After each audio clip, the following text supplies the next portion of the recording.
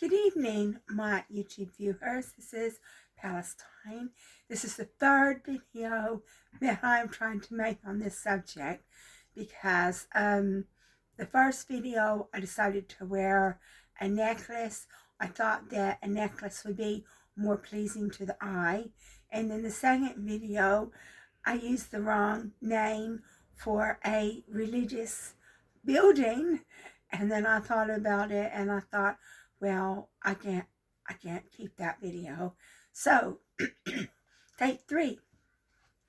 And so, basically what I wanted to tell you was today, my boyfriend and I visited the Sikh temple that's in my neighborhood. And it's in Cemetery Junction in East Reading, where I live. And basically, what has happened is, in May, I believe it is, the temple is going to close down.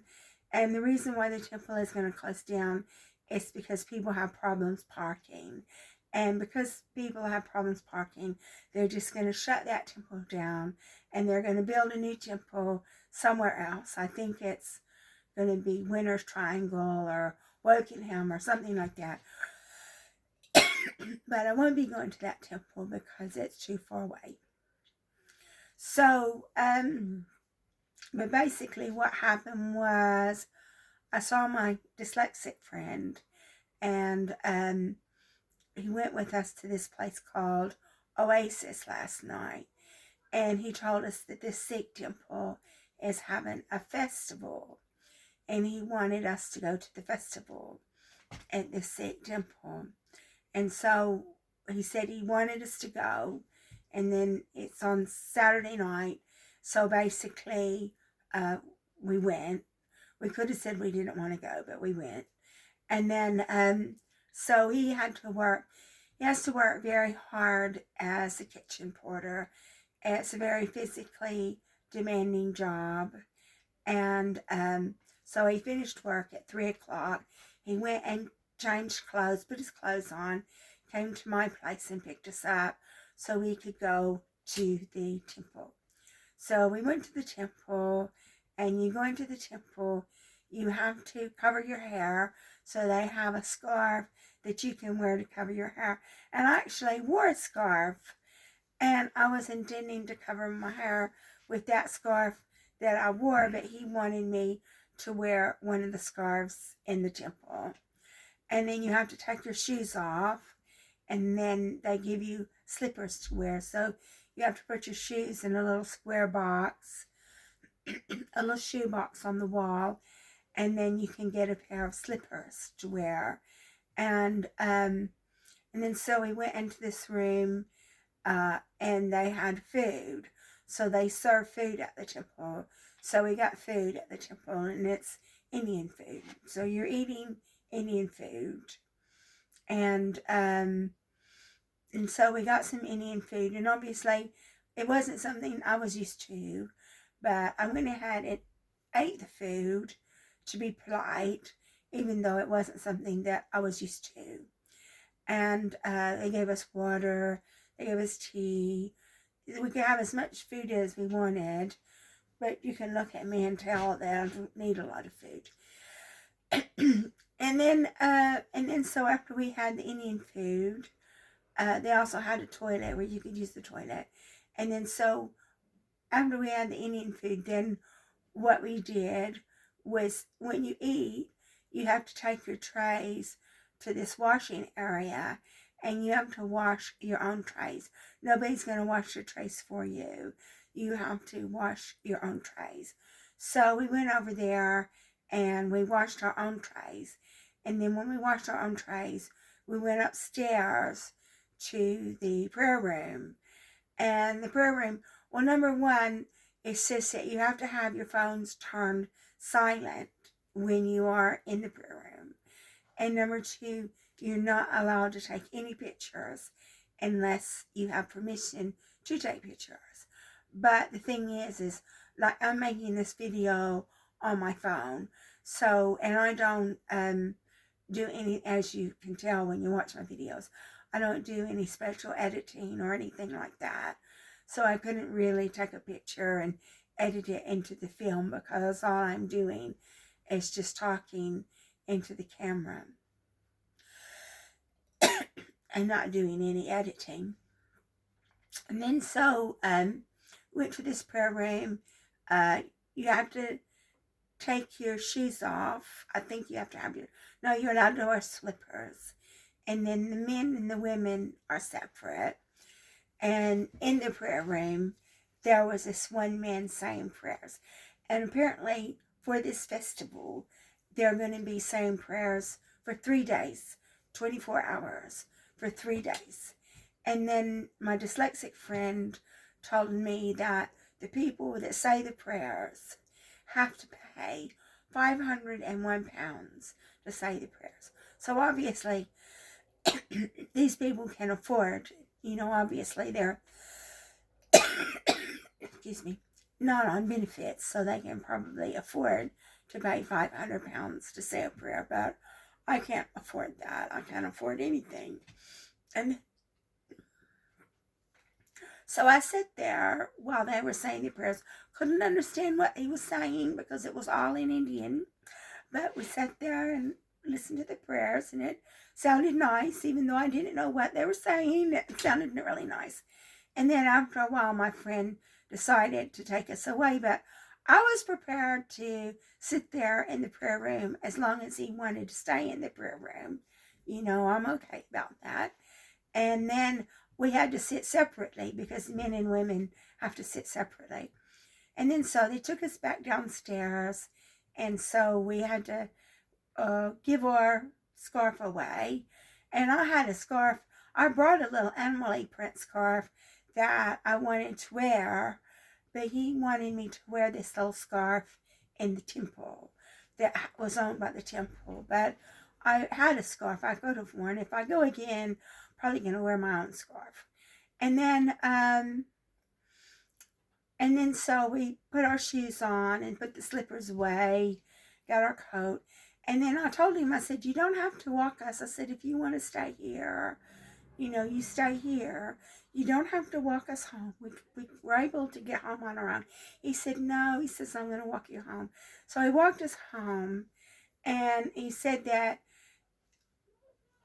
they asked him he could stay at the temple overnight because it's a festival, and it's a festival for 3 days. And they're just going to pray for 3 days. And then he can stay at the temple overnight. And he said that he was asked to stay, but he said he didn't have a toothbrush. And I said, well, maybe they have a toothbrush they can give you. And he said he didn't think so. So I think what he's going to do is he's going to stay at the temple overnight and then go home in the morning and brush his teeth and stuff like that. So it was really, I'm glad.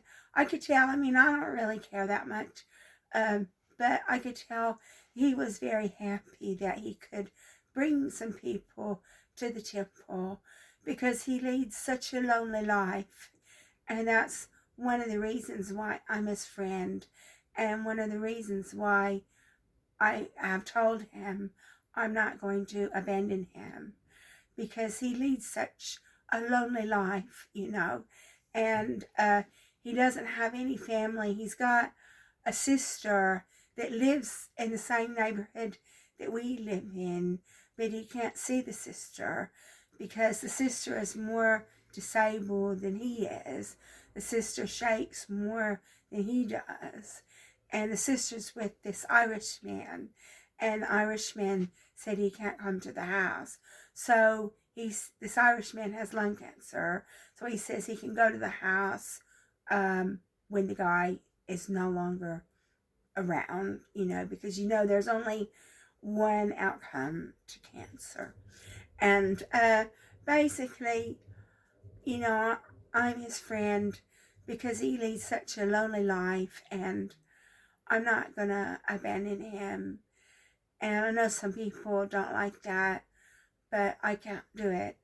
I can't turn my back on him. And so he asked us, will we go to the temple again?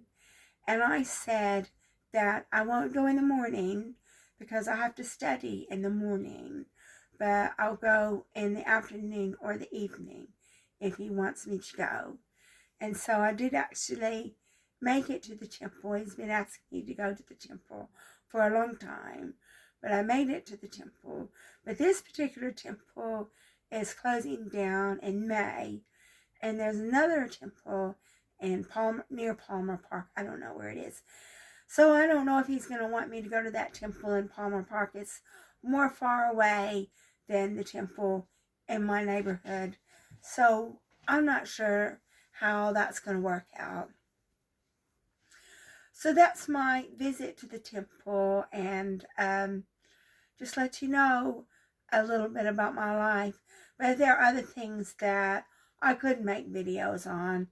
I could make a video on about this woman that defrauded the DWP out of 23,000 pounds, and it was in the news as well, because she said that her anxiety was so bad she couldn't leave the house, and she got PIP for that. And which I thought PIP, which is personal independence payment, is for mobility problems, but she got PIP for anxiety. And she was going on holidays, going to pubs, going to beauty parlors, and all this other stuff. And she must have been bragging to somebody that she was getting PIP, because somebody reported her anonymously. And then they looked on her Facebook account, and they saw all these holidays that she'd been on. And she went on a holiday to Mexico, and she was doing all these extreme sports. And then when she got back from her holiday from Mexico, she went back to the DWP and said that her condition had worsened. So when your condition worsens, you get more benefits. And but somebody, obviously she upset somebody, because somebody turned her in. And then when the investigators questioned her, she said, well, I didn't know I wasn't allowed to leave the house. So she's saying that her anxiety is so bad she can't leave the house. And then she's going on holidays, pubs, restaurants, bars, beauty parlors. And so basically she was going places and doing things when she was saying that she couldn't leave the house. And I do have a friend, and obviously I can't say his name, but he likes to go walking, and he walks for miles and miles and miles and miles easily. And then so basically he was putting on Facebook all these walking trips that he was going on, and he was on benefits. He got housing benefit and ESA, and so he was walking for charity and raising money for charity. So although he personally didn't get the money, he was raising money for charity. And I think somebody turned him in. It wasn't me. I had nothing to do with it. And then when they took my benefits away from me, although I hadn't done anything wrong, he messaged me and he said that he had complex PTSD, and the DWP made his symptoms worse. And he hated the DWP. They have reduced his benefits that he's allowed to get, and he's got to pay them money back. So it's real serious when you're on benefits.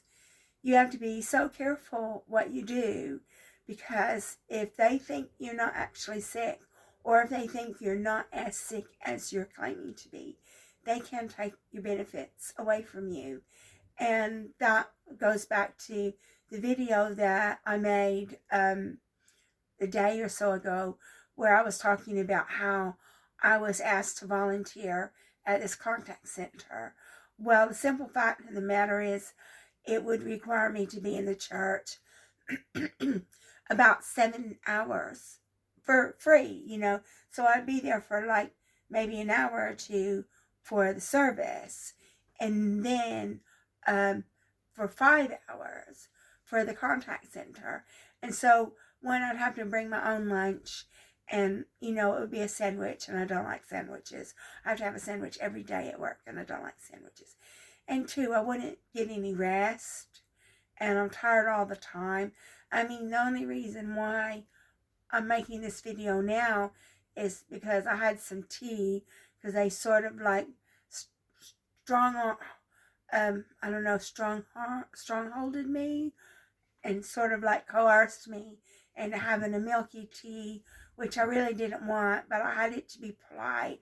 So that's perked me up a little bit, which is why I'm able to make this video tonight, because I had that tea.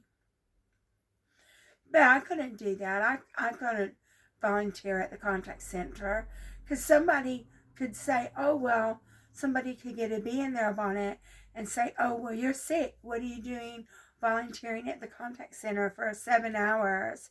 And they could report me. And so I just said, no, I can't do it, because one, I do need a lot of rest. I mean, even before we went to the temple, I had to lay down and rest. I've been sick. This is my 3rd week now that I'm on the 3rd week now that I've been sick. And so every chance I get, I have to lay down and rest. But that's not a lot, because I have to do a lot at home. I have to do a lot at home. Like clean the house, cook dinner, wash dishes, iron the clothes, do the laundry. And so after you've done all that stuff, I don't get any pip or anything like that to help me clean my house. And so I have to do it all myself, except my boyfriend helps me. And then another video that I could have made was on my shoulder, because my shoulder has been hurting me. So I don't know if it's tension, if it's stress, because I certainly have a lot of stress trying to keep everybody happy, or if it's because my cancer has spread to my bones, or if it's something else. I don't know. They told me that I have a calcified coronary artery. Could be my calcified coronary artery. I don't know. But I have to wait and see what happens with my shoulder and see if I still have pain in my shoulder. And then so if I still have pain in my shoulder, I have to go to the doctor. He'll just do a structural test, and he'll say there's nothing structurally wrong with me and take painkillers. But I don't really want to take any painkillers, because when you take a painkiller, you're just masking your symptoms. And then so obviously the pain is there for a reason. So we'll just have to wait and see how my shoulder feels next week, see if the pain has subsided. If the pain hasn't subsided, I'll have to think about seeing a doctor, because it could be the anastrozole that I have to take has affected my bones, although I'm taking vitamin D for the osteopenia that I have. Or it could be that the cancer has spread to my bones, and that's why my shoulder hurts. Or it could be muscle tension. So I'm not sure exactly what the problem is. But when you've had cancer, you know, you worry about every little pain, because, you know, you're always worried that the cancer can come back. It's come back many times for many people. Better people than me. So that concludes my video. Thank you so much for watching my video. If you like my video, please like and subscribe, and I will be making another video for you soon.